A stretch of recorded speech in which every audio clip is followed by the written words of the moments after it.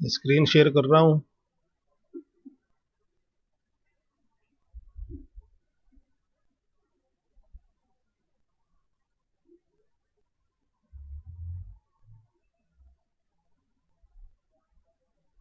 दिखाई दे रही है स्क्रीन?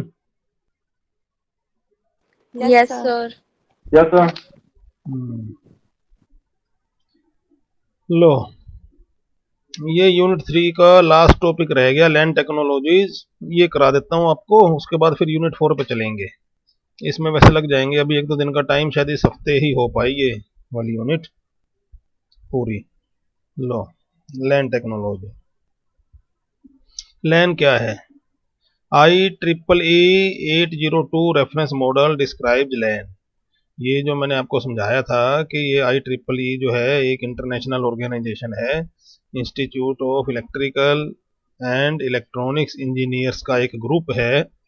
वो जो है स्टैंडर्ड डेवलप करता है, स्टैंडर्ड बनाता है, जो कि पूरे दुनिया में जो हार्डवेयर मैन्युफैक्चरर्स हैं, डिवाइस बनाने वाले हैं, नेटवर्क कार्ड बनाने वाले हैं, तो हार्डवेयर वाले भी और सॉफ्टवेयर वाले भी।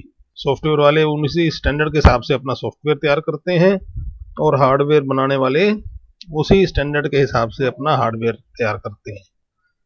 तो ये जो टास्क फोर्स है, ये जो ग्रुप है IEEE का, इसने 802 नंबर पे लैन को डिस्क्राइब किया है। लैन की डेफिनेशन क्या है और लैन में क्या क्या काम होगा, कैसे होगा, ये उन्होंने 802 में डिफाइन किया है। ठीक है। अच्छा, प्रोटोकॉल आर्किटेक्चर जो है इसका, प्रोटोकॉल आर्किटेक्चर का मतलब क्या हुआ कि भाई इसमें कौन कौन से प्रोटोकॉल लगती हैं और कौन कौन सी लेयर में वो प्रोटोकॉल काम करती हैं। तो प्रोटोकॉल आर्किटेक्चर जो है लैन का, only first 2 layer of OSI model. OSI model आपने किया हुआ है, OSI मॉडल में 7 लेयर्स होती हैं, और जो नीचे की 2 लेयर्स हैं कौन कौन सी, फिजिकल और डाटा लिंक लेयर। तो फिजिकल और डाटा लिंक लेयर पे ये जो लैन है, लोकल एरिया नेटवर्क, इसकी जो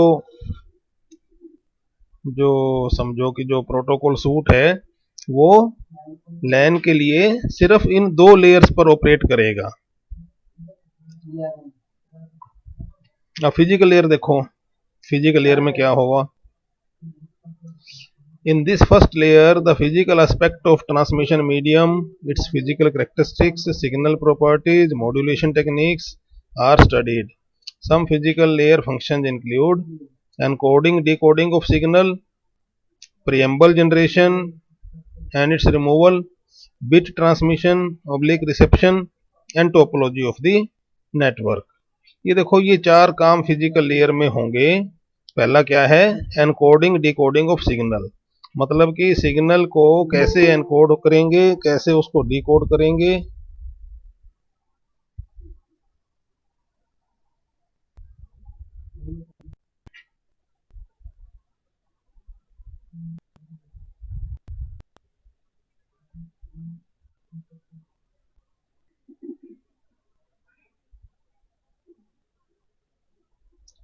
तो सिग्नल की कोडिंग डिकोडिंग कैसे होगी, ये फिजिकल लेयर का मामला है सारा। प्रियम्बल जनरेशन, प्रियम्बल क्या होता है आपको मैंने समझाया था कि 2 टाइप की कम्युनिकेशन होती है, एक एसिंक्रोनस कम्युनिकेशन और एक सिंक्रोनस कम्युनिकेशन। सिंक्रोनस कम्युनिकेशन में क्या होता है कि जो सेंडर और रिसीवर हैं, वो आपस में पहले अपने अपने क्लॉक को, टाइमिंग को सिंक्रोनाइज कर लेते हैं कि भैया अब तू डाटा भेज दे, अब मैं इसको रिसीव करने को रेडी हूं। तो दोनों जो है उनकी आपस में सिंक्रोनाइजेशन होती है। तो सिंक्रोनस कम्युनिकेशन में जो सेंडर और रिसीवर हैं वो इन कोऑर्डिनेशन काम करते हैं, और एसिंक्रोनस कम्युनिकेशन में जो सेंडर है वो कभी भी डाटा को भेज देगा, और जैसे ही वो डाटा रिसीवर के पास पहुंचेगा तो रिसीवर को उसको समझना होगा और उसको इंटरप्रेट करके रिसीव करना होगा। वो एसिंक्रोनस कम्युनिकेशन है। एसिंक्रोनस कम्युनिकेशन छोटे डाटा के लिए यूज की जा सकती है, लेकिन सिंक्रोनस कम्युनिकेशन ज़्यादा बल्क अमाउंट में जो डाटा ब्लॉक है, पूरा का पूरा ब्लॉक आप भेजना हो अगर आपने, तो उसको सिंक्रोनाइज करवाना पड़ेगा पहले कि बिट्स किस रेट से और कितने स्पीड से किस फ्रीक्वेंसी से आ रहे हैं और उनके टाइमिंग्स क्या हैं। तो वो सिंक्रोनस कम्युनिकेशन के लिए एक प्रीएम्बल जनरेशन प्रीएम्बल होता है कि वो एक जो पल्सेस का सेट है, पल्सेस का एक सीक्वेंस है। सेंडर जो है वो पल्सेस का सीक्वेंस भेजता है पहले, ब्लैंक सीक्वेंस, जिससे कि वो सीक्वेंस जब रिसीवर के पास पहुंचेगा तो वो उस सीक्वेंस के हिसाब से अपनी क्लॉक को सेट कर लेगा। उसके बाद फिर डाटा आना शुरू होगा। तो ये जो बात इसमें लिखी हुई है कि प्रीएम्बल जनरेशन एंड रिमूवल, इसका मतलब है कि फिजिकल लेयर में प्रीएम्बल की जनरेशन कैसे करनी है, कितने साइज का प्रीएम्बल देना है, कितने बाइट्स का, और वहां पर उसको कैसे रिमूव करना है रिसीविंग एंड पे। तो ये वाला काम भी फिजिकल लेयर का काम है। उसके बाद बिट ट्रांसमिशन ऑब्लिक रिसेप्शन, उसके बाद जो बिट्स की ट्रांसमिशन करनी है वो किस सीक्वेंस में करनी है, कैसे करनी है, किस हिसाब से, और उनकी रिसेप्शन कैसे होगी। तो ये भी फिजिकल लेयर में हम स्टडी करेंगे। और topology of the network, network की टोपोलॉजी क्या है कि भाई वो जो उसमें ज्योमेट्री है उनकी कंप्यूटर्स की कैसे जुड़े हुए हैं आपस में, बस टोपोलॉजी है कि स्टार है कि रिंग है, तो वो काम सारा फिजिकल लेयर का है। उसके बाद सेकंड लेयर है डाटा लिंक लेयर।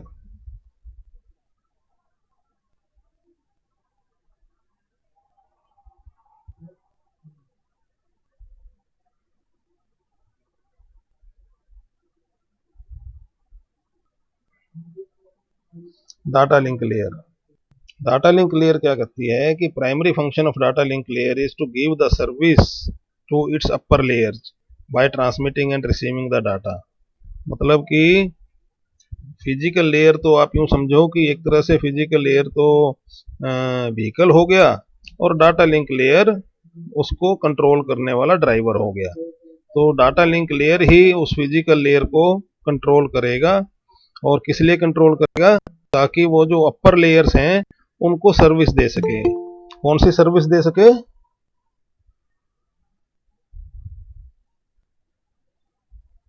टाइम पे आया करो भाई, कौन सी सर्विस दे सके, डाटा ट्रांसमिशन की। The primary function of DLL is to give the service to its upper layers by transmitting and receiving the data. So it provides a kind of interface to the higher layer. तो एक तरह से ये जो higher layers हैं उनको एक interface देगा। Also it controls its lower layer, ये अपने लोअर लेयर को भी कंट्रोल करेगा, that is physical layer, for smooth transmission of data.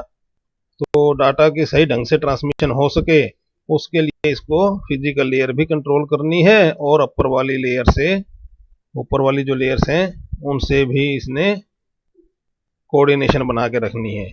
So this layer manages at two fronts, upper layer front and lower layer front. तो दो front पे ये layer काम करेगी। तो डाटा लिंक लेयर अब क्या हो गई, एलएलसी प्लस एमएसी। एलएलसी क्या है इसको देख लो पहले। So this layer is subdivided into two sublayer, logical link control sublayer which handle the communication with upper layers। जो upper layer से जो बातचीत करेगी, जो उनकी communication करेगी upper layer से, वो तो कहलाएगा उसका logical link control sublayer। और जो physical layer से controlling करेगी वो कहलाएगी medium access control sublayer। तो मतलब ये हो गया कि डाटा लिंक लेयर अब दो सब लेयर्स में डिवाइड करेगी, एक अपर सब लेयर और एक लोअर सब लेयर। अपर सब लेयर का नाम है logical link control sub layer, क्योंकि वो अपर वाली लेयर से हैंडल करेगी data exchange.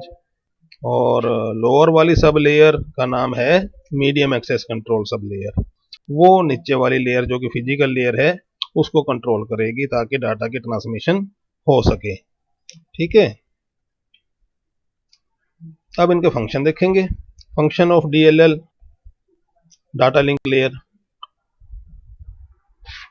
Data link layer के फंक्शन क्या हैं, on transmission assemble data into a frame. Data link layer का मतलब जो ओवरऑल डाटा लिंक लेयर है, दोनों ही सब लेयर मिलाकर कंबाइंड फंक्शन बता रहा है ये डाटा लिंक लेयर के। क्या फंक्शन है? On transmission assemble data into a frame.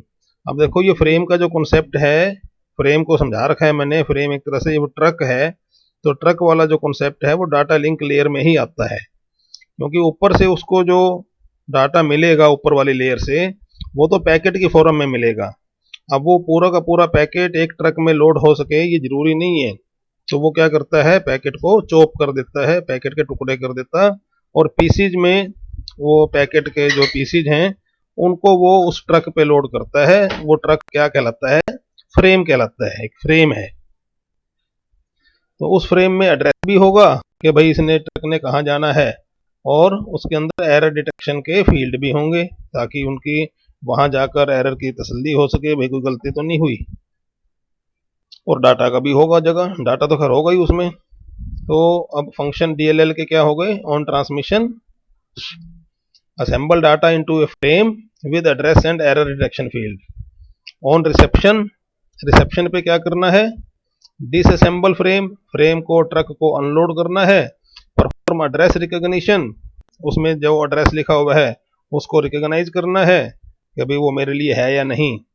And error detection, और एरर डिटेक्शन वाला प्रोसीजर एग्जीक्यूट करना है ताकि उसमें एरर पता लग सके। Govern access to the transmission medium, जो ट्रांसमिशन मीडियम है, अब ये डाटा लिंक लेयर का फंक्शन है ये कि भाई जो ट्रांसमिशन मीडियम है जो कि कॉमन मीडियम है, शेयर्ड मीडियम है, उसको कैसे काबू करना है ताकि उस पर अपना ट्रक दौड़ा सके, अपना जो फ्रेम है वो ट्रांसमिट कर सके।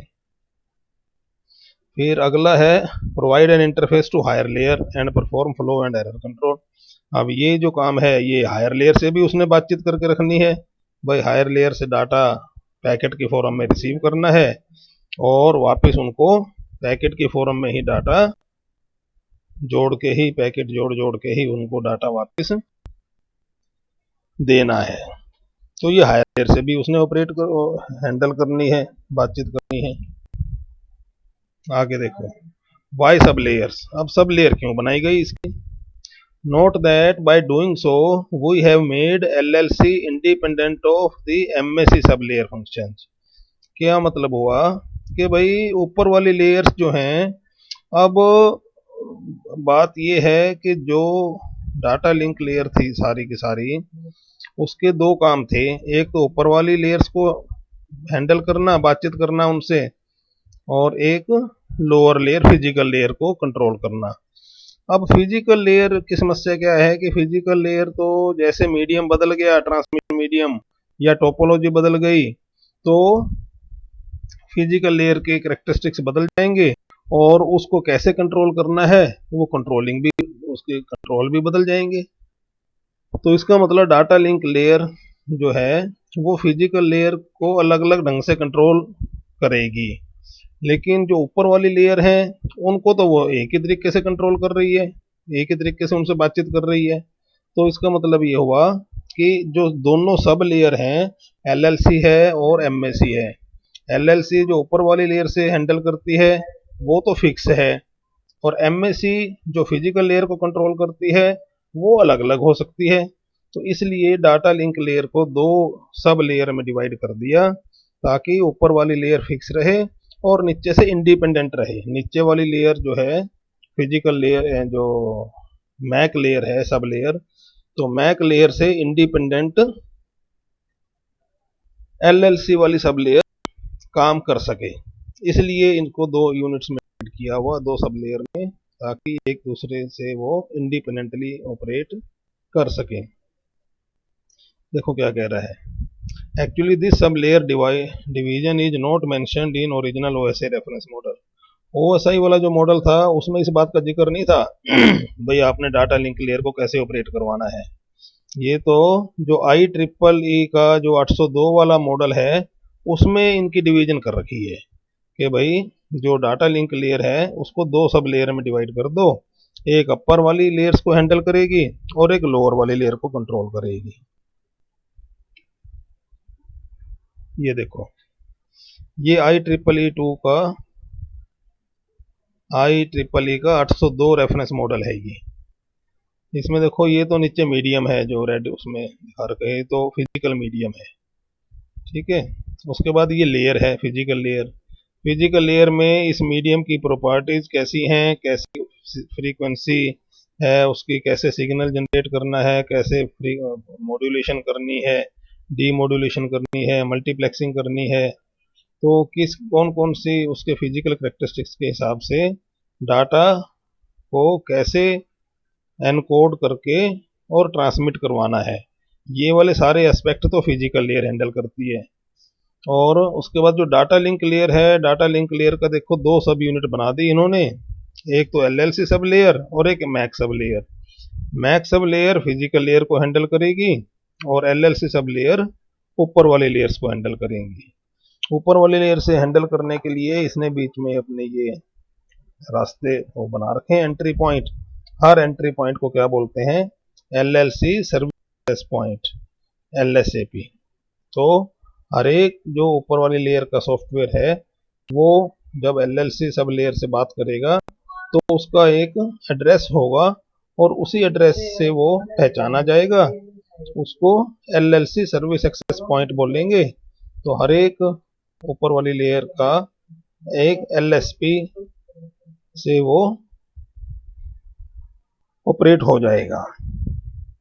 आगे देखो, LAN. 3 things we need to study about any LAN. तो लैन के बारे में अब 3 चीजें हम स्टडी करते हैं। एक तो इसकी टोपोलॉजी क्या है, एक इसका ट्रांसमिशन मीडियम कौन सा यूज किया गया है, एक MAC technique use to access the medium. तो मैक टेक्निक, कौन सी टेक्निक से हम उस मीडियम को एक्सेस करेंगे। टोपोलॉजी, ये वाली मैंने आपको तीनों करा रखी है, बस टोपोलॉजी, रिंग टोपोलॉजी और स्टार टोपोलॉजी। ये आपको समझाया था कि ये ज्योमेट्री होती है कि भाई जो कंप्यूटर हैं वो किस ज्योमेट्री में आपस में जुड़े हुए हैं। दूसरी है MAC technique, medium access control technique, कि वो जो मीडियम है उस मीडियम को कोई कंप्यूटर अगर कम्युनिकेशन करना चाहता है तो वो कैसे काबू करेगा उसको। तो अब इसमें अलग अलग कैटेगरीज हैं। पहली है सेंट्रलाइज्ड और डिस्ट्रीब्यूटेड, मतलब कि जो उनकी ऑर्गेनाइजेशन है कंप्यूटर्स मीडियम एक्सेस करने के लिए, जो रूल एंड रेगुलेशन है, वो रूल एंड रेगुलेशन सेंट्रलाइज्ड है या डिस्ट्रीब्यूटेड है।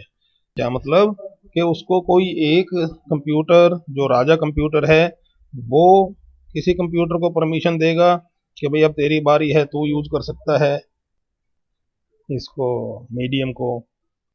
या फिर डिस्ट्रीब्यूटेड, डिस्ट्रीब्यूटेड का मतलब कि किसी एक बंदे के पास पावर नहीं है उसको परमिशन देने की, और वो डिस्ट्रीब्यूटेड है, सारों के पास ही पावर है और अपने अपने हिसाब से सारे एक्सेस कर सकते हैं। तो अब इसके लाभ हानि देख लो।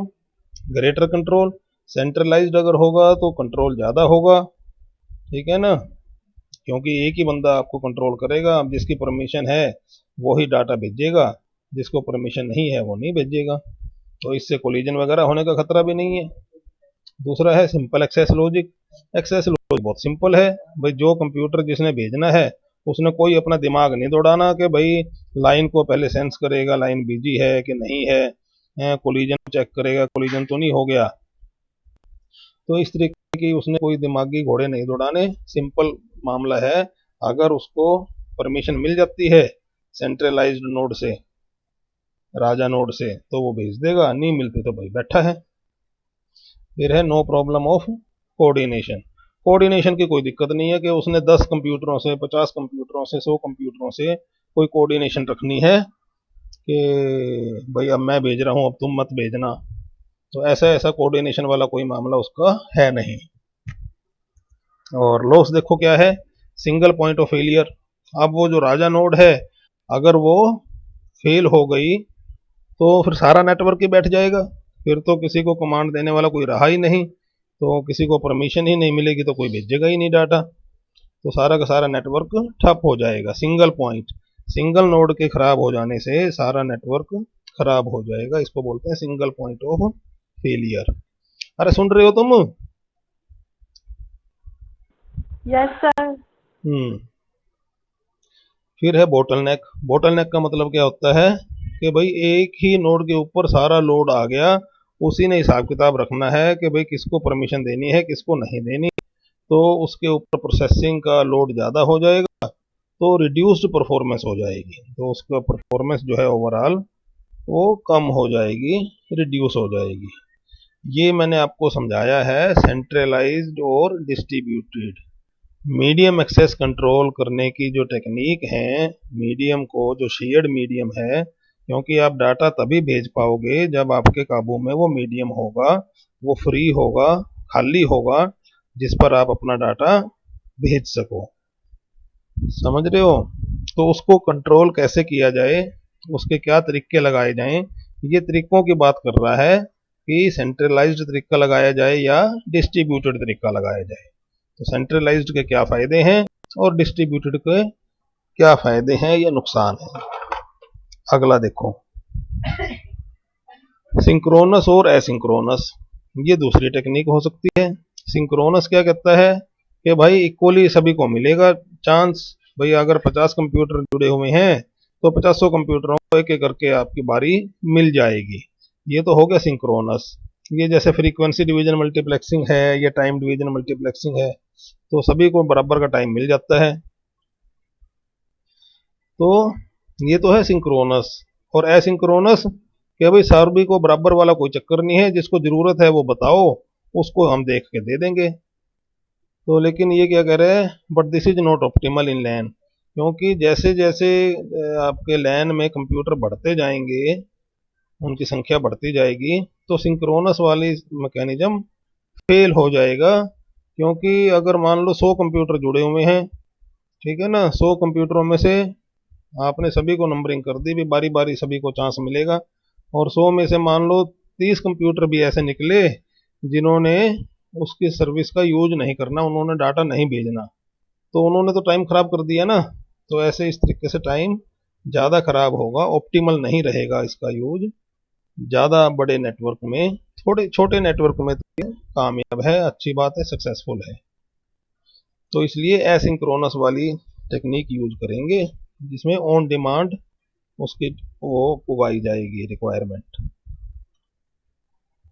फिर है राउंड रोबिन।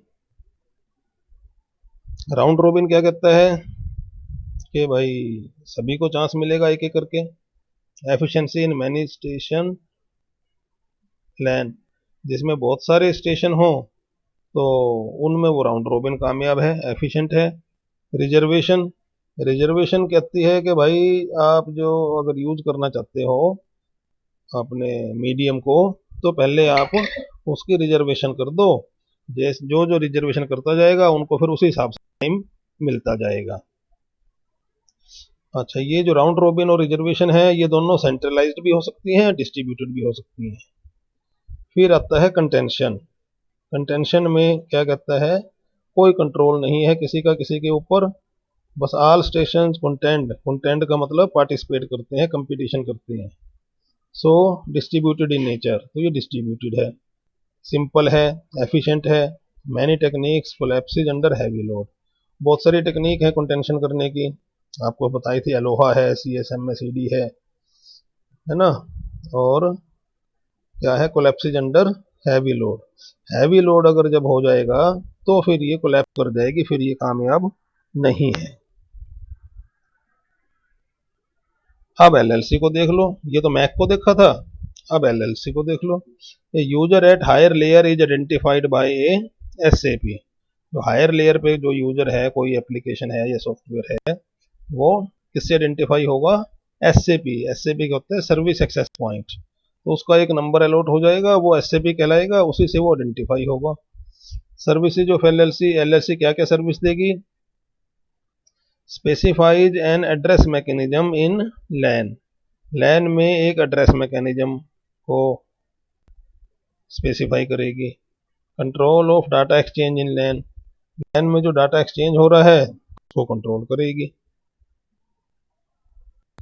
अब है 3 types of services by LLC, 3 type की सर्विस देती है। अनएक्नोलेज्ड कनेक्शनलेस सर्विस, और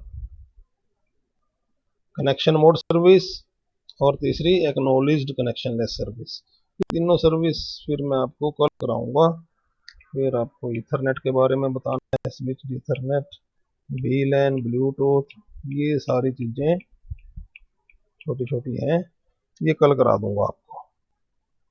ठीक है, आज बंद करूं लेक्चर? Okay sir.